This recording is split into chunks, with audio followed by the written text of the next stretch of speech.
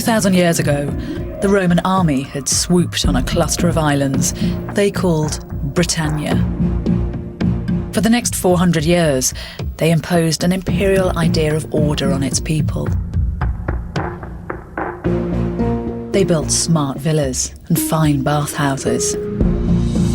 The Emperor Hadrian had even constructed a wall that crossed from coast to coast to keep at bay the brutish chaos outside the Roman dream.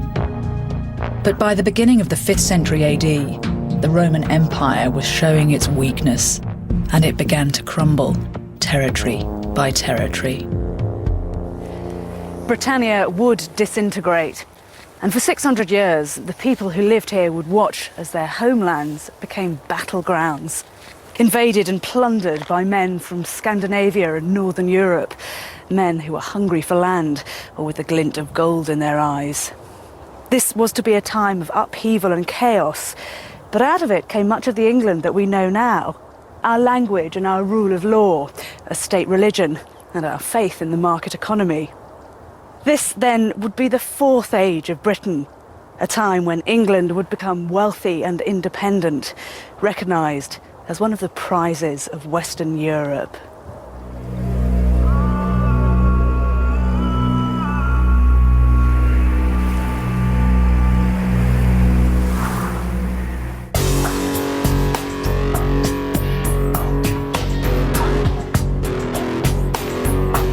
Pevensey Castle, near Eastbourne on the Channel coast. One of the largest Roman ruins in the British Isles, and the site of one of the bloodiest episodes of our history. Pevensey had been built by the Romans in the 3rd century AD, a defence against persistent raiders from the barbarian tribes of Northern Europe, among them the Angles and the Saxons.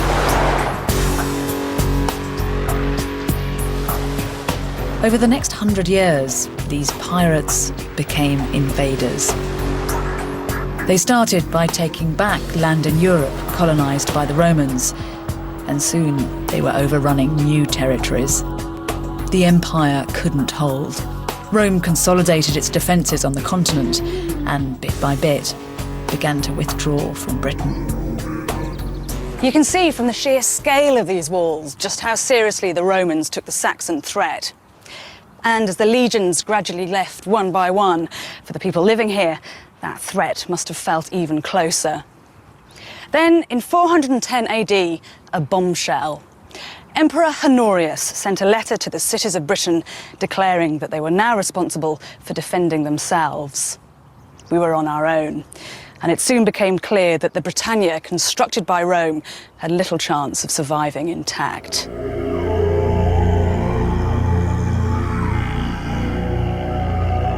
Without the empire's protection, Britain was a soft target. In the Saxon homelands, the tribes faced rising sea levels and warfare over remaining dry ground.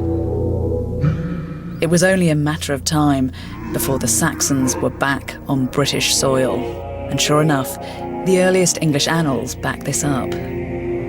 We have an entry in the Anglo-Saxon Chronicle for AD 491, which says that the leaders of the South Saxons, who had landed at the coast, stormed this castle and slew all the Britons in there. So clearly the people hid in here. Then this was stormed by the Saxons. In one sense, this story is typical of a wider pattern as reported in the Anglo-Saxon Chronicle, which is one massacre after another, one conquest after another. These chronicles, written about 400 years after the event, are some of the first formal British history. The chaos they describe may explain the real lack of archaeological evidence for human activity back then. Because of this void, these are often called the Dark Ages. But the cutting-edge science of genetics is yielding new clues, including compelling evidence for the scale of Anglo-Saxon immigration. Perhaps one of the most interesting and new types of evidence is DNA.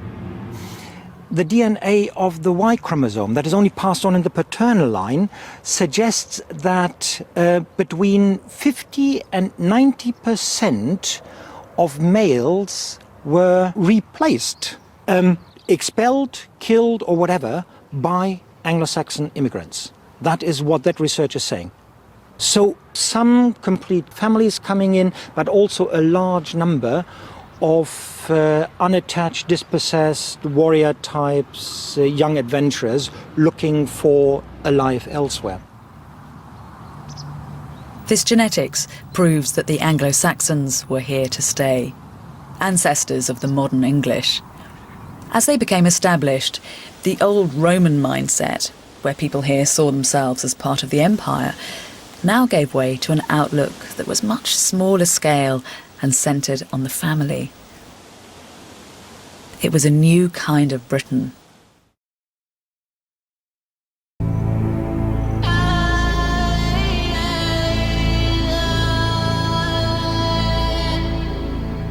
West Stow in Suffolk, one of the earliest Anglo-Saxon settlements in England. Here the new arrivals came with their women and children, not to wage war, but to set up home. Excavated in the 1960s and 70s, the buildings at West Stow have been reconstructed on the very spot where they stood 1,500 years ago. Around 70 people settled here in these timber houses, and they soon started to cultivate the land and keep livestock. They left scraps of their lives behind them. A man's spear, a woman's brooch and her bracelet, combs for their hair, even a shred of fabric from someone's tunic.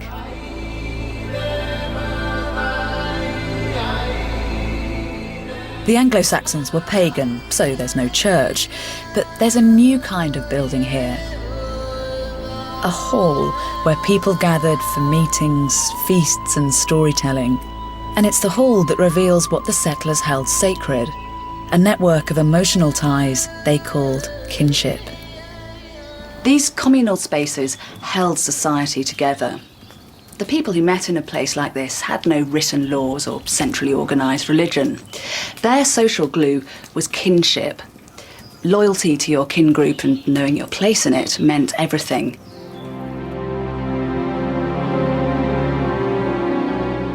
These fiercely close bonds between extended families and friends helped ease the inevitable anxiety of newcomers, the feeling that you should always be watching your back. The clearest evidence we have today of this kinship of love and loyalty comes from the language that arrived here with the settlers, the earliest form of English.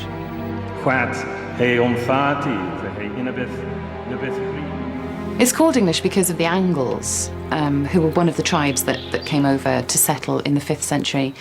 And it was really a remarkably rapid establishment of English as the language of what we now regard as England. How much of that would we recognise today? About a third of modern vocabulary is made up of Old English. Quite a lot of our normal speech patterns, the way we sequence words, is derived from Old English. And quite a lot of our modern English words for feelings and for love derive directly from Old English.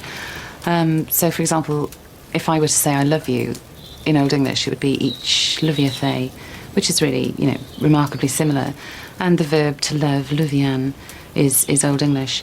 But also other words, deorling, meaning darling, heortan, meaning heart, mood, which now means mood. So whereas I think we tend to think of them as kind of running around wielding their swords, there is a much more intimate side to the Anglo-Saxons that gives a completely different perspective. From this language comes the first English literature. Stories told every evening in the hall. They continued as an oral tradition for centuries before they were written down.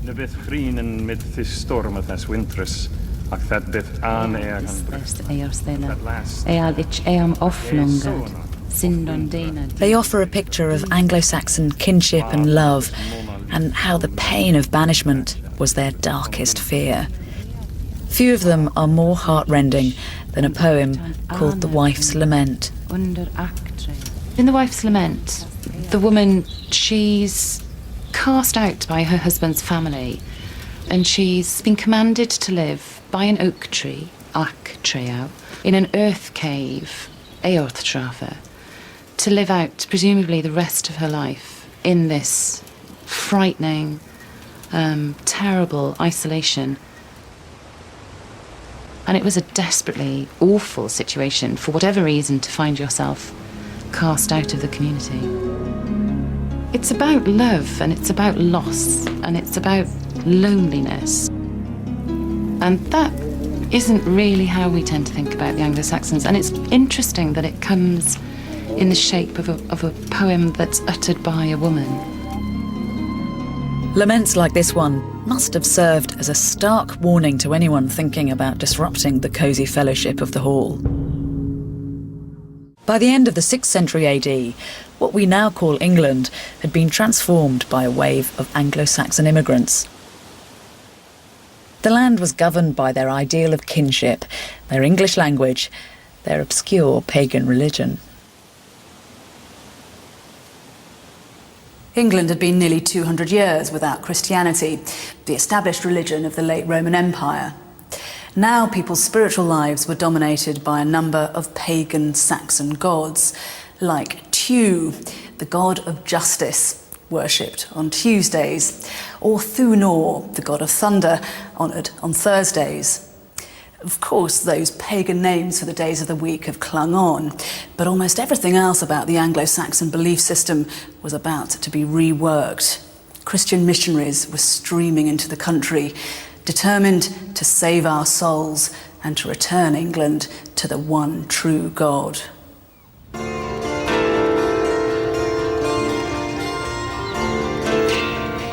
This is Bosham in Sussex. In the mid-7th century, this South Saxon village found itself at the centre of a propaganda campaign, one that used scare stories to bring Christianity to the peasants out in the fields. No rain had fallen in the province for 3 years, and a terrible famine ensued, which reduced many to an awful death. Frequently, 40 or 50 emaciated and starving people would go to a precipice or to the edge of the sea, where they would join hands and leap over, to die by the fall or by drowning. But on the very day that the people here received the faith, a soft but ample rainfall refreshed the earth, restoring greenness to the fields and giving a happy and fruitful season. I have to say, I think it's unlikely that a mass suicide did ever happen. For a start, the land round here is flat and marshy. There isn't a cliff in sight. And the man who wrote the account was hardly an eyewitness. He lived 300 miles away and certainly never came to Bosham. But what this story does reveal is a winning formula employed by many of the missionaries who converted huge tracts of England to Christianity in just a few decades. This was a world where if your crops failed, you faced the very real threat of starvation. So for people living on that knife edge, the message of tales like this was powerful and persuasive. By the mid-7th century, the English church was here to stay. What followed now was a power struggle between the old pagan ways and the new Christian ones. And the battleground was not just at church, but within the kinship of the home and the purity of the bed. The church does seem to have introduced a different concept of sin to the Anglo-Saxons, and it was one that they obviously had trouble assimilating. For example, a man might take 2 or 3 wives, and a woman could walk out of the relationship if she wanted to. We see Anglo-Saxon clerics writing again and again saying, when will these people learn that they can't just sleep with women like this, they have to marry properly.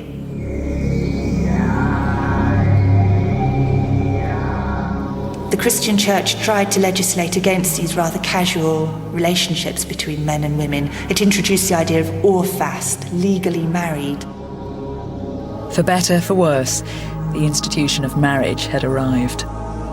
And soon this new Christian morality collided head-on with the old idea of kinship as the soul of the community.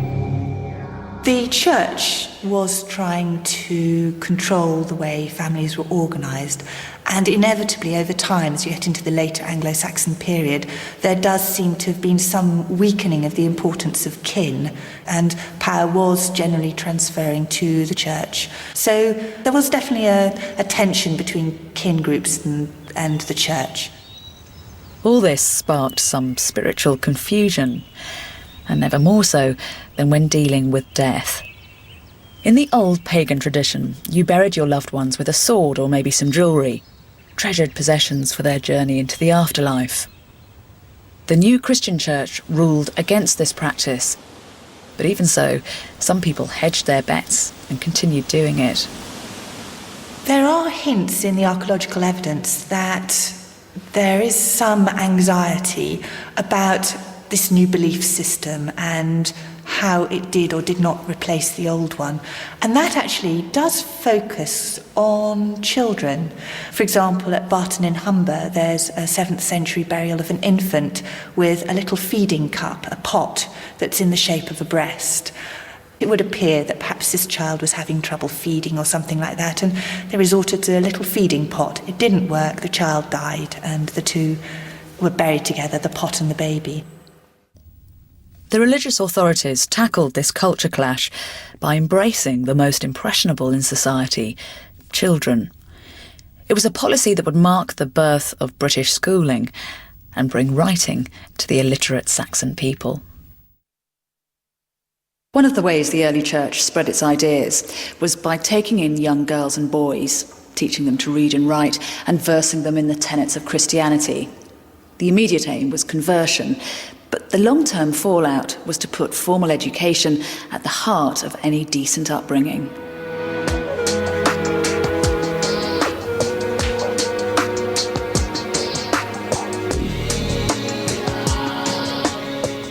Tyneside, its great icon, the Angel of the North, a symbol of industry and of God. Back in the 7th century, this manufacturing heartland was in the vanguard of the spiritual revolution, and monastery after monastery was built here.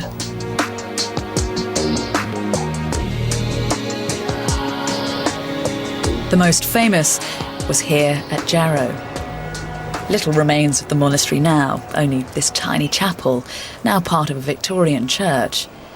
But it was from Jarrow that the English priesthood was to spark a revolution, creating a brave new world of literacy and of writing.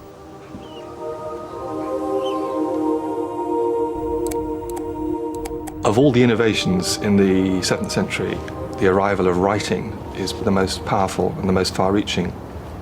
With writing come other things. One of them is literate government, the promulgation of laws that you can go back and reread and circulate, the ability to transfer property with documents that guarantee the transfer.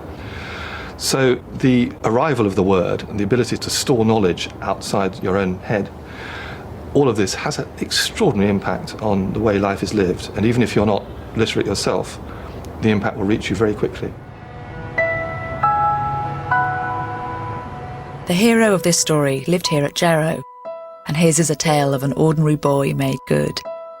His name was Bede, and as a small child in 680 AD, he was sent away to this monastery to be taught how to read and write in Latin. It was an opportunity that would be the making of young Bede. He was to become the best-known author of his age, one of the forefathers of British writing. I, Bede, was born on the lands of this monastery at Jarrow, and on reaching 7 years of age I was entrusted by my family to the Abbot Benedict for my education. I have spent all my life in this monastery, and while I have observed the regular discipline and sung the choir offices daily, my chief delight has always been in writing. Excavations of the monastery at Jarrow have revealed Bede's world. Basic eating and sleeping quarters, a fine Roman-style church, even the workshops where young novices like Bede would have first learnt to write. We have equipment that Bede might have used. A stylus, a 7th century oyster shell for holding ink, even a stone still bearing a monk's thumbprint, used for rubbing out mistakes. Writing was Bede's life. He was extraordinarily prolific. He wrote over 70 different books on an enormous range of subjects, ranging from science or philosophy through poetics to religious commentaries to, of course, his great history of the English people. And this is not early medieval gobbledygook, it's good stuff. In Bede's case, you can almost see him waking up excited because he was going to be able to write again that day. There's a sense of exhilaration almost about this newfound knowledge. But all of that comes down to writing and the culture of writing. So here at Jarrow and other religious communities, there is a culture of writing in the late 7th, early 8th centuries, which has not really been paralleled before or since. With Bede, literacy was here in British life for good. And from his work comes a vivid eyewitness account of the Anglo-Saxon homeland, a far cry from the terror and chaos of its origins.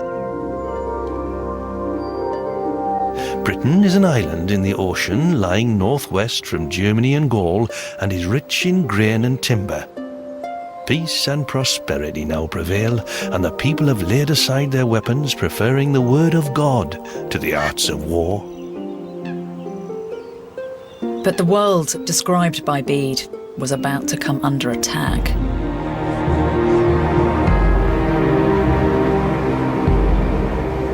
The first target, 50 miles north of Jarrow, Lindisfarne, or Holy Island, off the Northumbrian coast.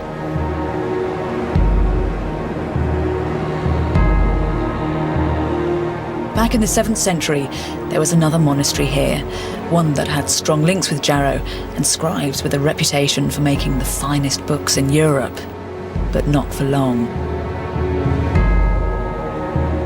The year was AD 793, and something looking very much like the apocalypse was hurtling across the North Sea towards them.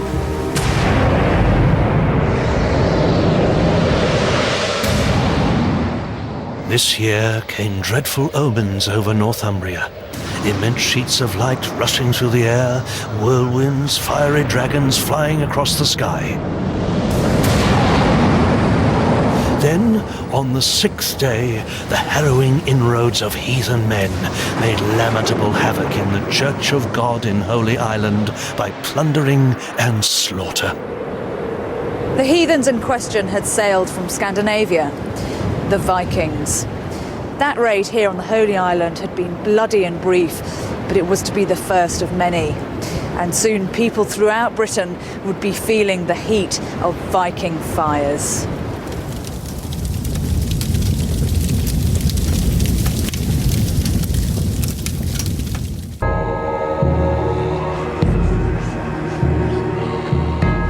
By the 8th century AD, England was a Christian land, one of the church's conversion success stories.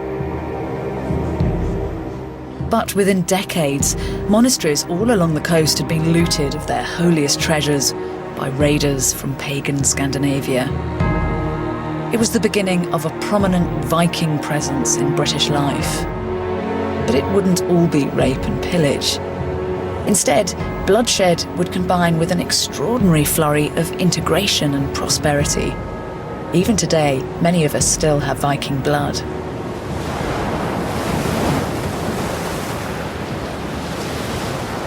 The islands of Orkney, off the northeastern tip of Scotland.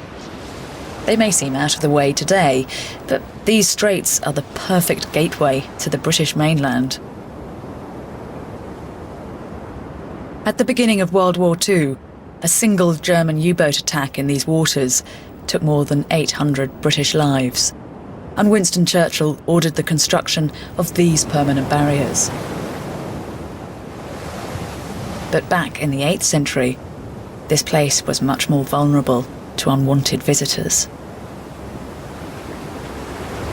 Of course, the people who lived here 1,200 years ago didn't have the option of sinking nearly 1 million tons of concrete and rock into the seabed. The intruders that they had to deal with weren't German U-boats, but Viking longships. The Vikings were back, and this time they weren't just after gold and silver. Now they wanted land.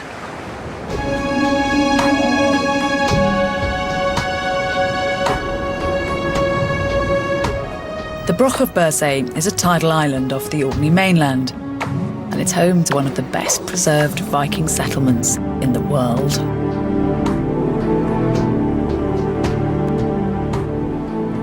The first major landfall between Norway and mainland Britain, the Vikings arrived on Bersay at the end of the 8th century. Here and all over Orkney, the existing local populations rapidly cooperated, or got out. And now the Vikings set about making themselves at home on British soil. Well, there's clearly settlement from a very early period, the 9th century, and at that time they were probably living primarily on the cliff edge. And then gradually other buildings were built nearby, but there are certainly byres and there are barns, there's a smithy, and they also began to build large houses, including a very large hall house about 20 metres long. Recent archaeological discoveries suggest that the Vikings were sufficiently determined to put down roots here that they even brought their homes with them. Large timbers were being brought across from Norway. They were squared off at source in Norway so that they were easy to transport. It isn't impossible that they weren't bringing in some form of kit houses, probably not something that was very sophisticated, but bringing in enough wood to build small wooden houses from quite an early period. From kit houses, the Norse settlers installed one Scandinavian luxury after another. There's also some rather unusual buildings. In particular, there's one which is sometimes called a sauna, but essentially this was a heated building. There's stone-built drains, which they may have used not only as straightforward drains, but also to carry hot water around and under the benches that lined the walls and warm up the houses, warm up the bums of the people who were sitting on the benches. The evidence points to a comfortable, ordered life. Do-it-yourself kit houses, snug evenings in the hall, even a sauna. All of this a far cry from the usual image of Vikings as the most blood-curdling of history's bad guys. I'm sure they did pillage and they must have raped and they probably burnt people in their beds, and so did everybody else. It was a fairly violent age. What did for the Vikings' reputation was firstly that they were always reported by monks. It was in their interest to say these heathens, these pagans have come and they've done all these dreadful things, painting pictures of people with horned helmets. They didn't have horned helmets, and their great dragon-proud warships. A lot of these things are an invention. True perhaps for Orkney and parts of Scotland that remained peacefully Norwegian for more than 600 years. But further south on the mainland, the English seem to have put up more of a fight. And the invaders, Danish this time, showed little scruple about shedding blood. Before long, they began to focus on a prime British target: the town of York.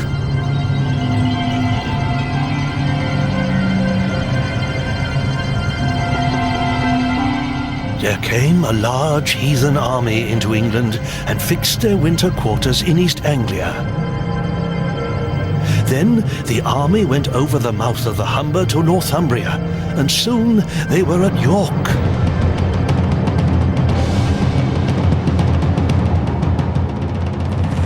It was November the 1st, 866.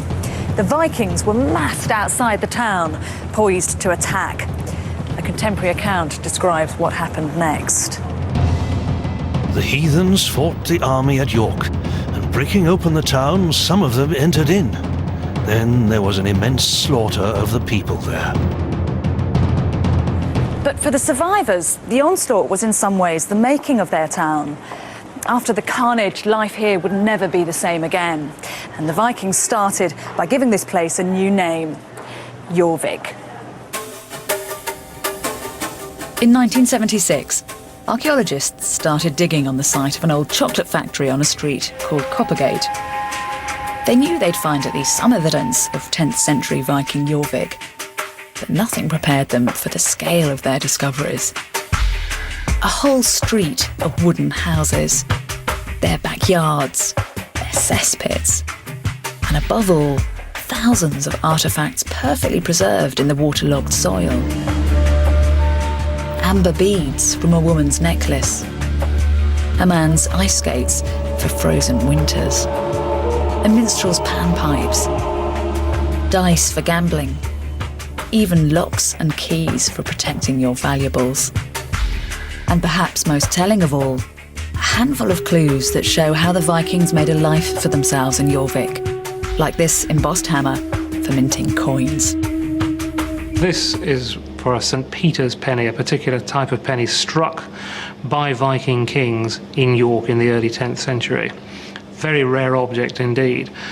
And the design is very significant, and it says St. Peter's money. St. Peter is the dedication of the Minster Church in York. So if you like, it's the patron saint of York being invoked. Good Christian symbol. And yet in the middle of the design, you can perhaps see a sword, very much like a Viking sword. And right in the bottom, in the middle of the lower line of inscription, there's a thing pointing downwards that is thought to be a representation of Thor's hammer. I think that what this coin die tells us is that within a couple of generations of the original settlement, which was fire and slaughter, the typical Viking image, what had happened was that the Anglo-Saxons and the Vikings had actually got used to each other. They'd formed a hybrid population of Christian Anglo-Saxon and pagan Norse. So I think in York we have this hybrid society, an Anglo-Scandinavian society.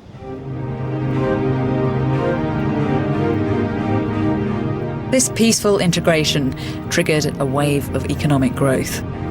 For the first time since Roman Britain, we started to mass-produce goods, a sure sign of stability. And some of these modest items have survived in the archaeology. We started finding a lot of these in the Viking dig, and we wondered what they were. And then, of course, the penny dropped. So what we're looking at are waste products from the making of these things, these wooden bowls. And it works like that. The bottom of the bowl is spinning around, and then a man with an iron tool is gouging out the inside, leaving just this bit in the middle. And when he's finished, just about the last thing he does, he goes snap and takes off this bowl core, throws it away, and is left with his bowl, which is the standard eating equipment of the Viking age. And of course, where are we digging? In the street called Coppergate. And Coppergate actually means the street of the cup makers. The Vikings seem to be catalysts for creating the economic conditions in which people are specialists, working in towns and supplying an enormous market. This vibrant market was the Anglo-Viking community's greatest achievement. A quantum leap commercially and a massive social shift. Jorvik was transformed from a tiny town with a population of no more than a couple of thousand to a large, noisy manufacturing city, home to 20,000 people.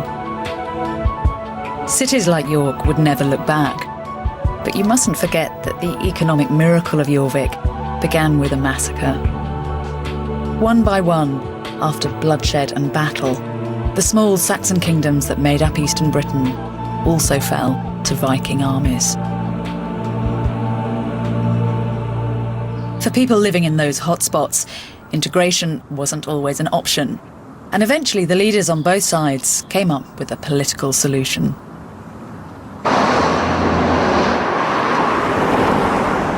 In 886, a peace of sorts was brokered. England was divided into two along this line, Watling Street, the Roman road that runs from London to Chester. Where I'm standing now was English, and over there on the other side of the road, the territories were held by the Danish.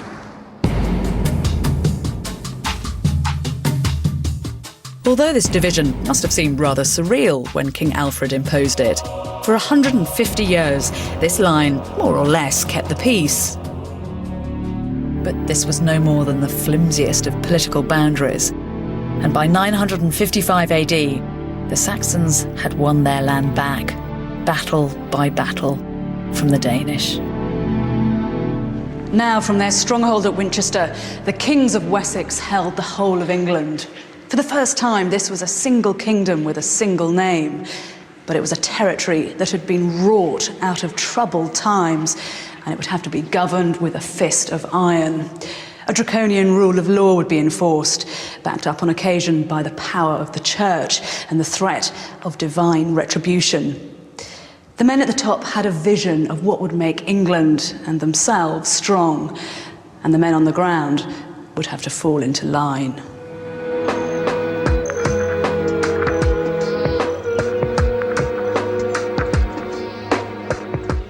At the heart of the New England, Pewsey Vale in Wiltshire. 1,000 years ago, the people here found themselves caught up in a sudden and radical social reorganisation. It changed the shape of their land and the powers that governed it. When England was unified in the middle of the 10th century, the West Saxon kings were governing a territory which they'd never governed before. How do you deal with a kingdom which is of the geographic extent of mainland England? I mean, it's a very, very big place. You know, this necessitates a completely different mechanisms of governance and social control. The solution was a masterpiece of delegation. The kings divided their large estates, like this whole valley, into dozens of smaller estates and distributed these among their most loyal and favoured lords. They were a new social class, and among them there were councils of men in charge of law and order. Local society was organised according to units which we call hundreds, and 100 nominally means a grouping of 100 households. And every 4 weeks, you would meet at a known place in the landscape. And for us, this is a place called Swanborough Tump. It's a small mound, and the name itself means the barrow or hill of the common man, the barrow of the people. And this is the place where the Anglo-Saxons would have assembled to conduct their judicial affairs, to listen to maybe if the king had just issued a new decree, a royal official would read this out to the assembled free men of the district. Dealing with every transgression, from petty theft to murder, the court's power of sentence was absolute, and its authority often deadly. We know from early land deeds for this region that anyone convicted of a capital offence at Swanborough would be taken up this hillside to the highest point on the ridge for execution. What kind of crimes carried the death sentence? Well, pretty much the kind of range that you might expect in some senses, so, for example, murder or theft. But then, of course, crimes which relate rather more to the social situation of the day. For example, if you deserted a king's army while it was on service, then you could be executed for that, or for a range of sexual offences. And how do they kill people here? Well, the standard method is by hanging. So you can imagine on a site like this, 2 or 3 or maybe even more individuals hanging by the neck. And you can, of course, see the bodies hanging from the gallows from a considerable distance. It would have sent, I think, a very powerful message about who was in charge at that point in time. It would leave you no doubt about that. In cases where guilt was more difficult to prove, the final decision was passed from the 100 Court and placed in the hands of God. It was called trial by ordeal, and from the secular state's point of view, it meant using the church as a potent agency of control. This is Brixworth Church in Northamptonshire. It's the largest surviving Saxon building in Britain. Trials by ordeal took place in major churches like these. A terrible injury was inflicted on the accused. If you healed with miraculous speed, you were innocent. If not, it was read as proof of God's will. You were guilty and would hang. It may seem extraordinary today, but back then, trial by ordeal was viewed as a practical last resort. medieval society was a semi-hysterical society, people with very real, everyday concerns about literally how the world ticked.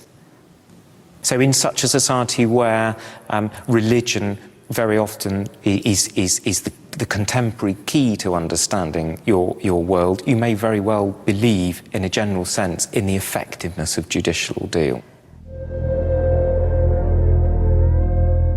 Trial by ordeal brought church and state together for the most extreme law enforcement. A favoured method was trial by hot iron.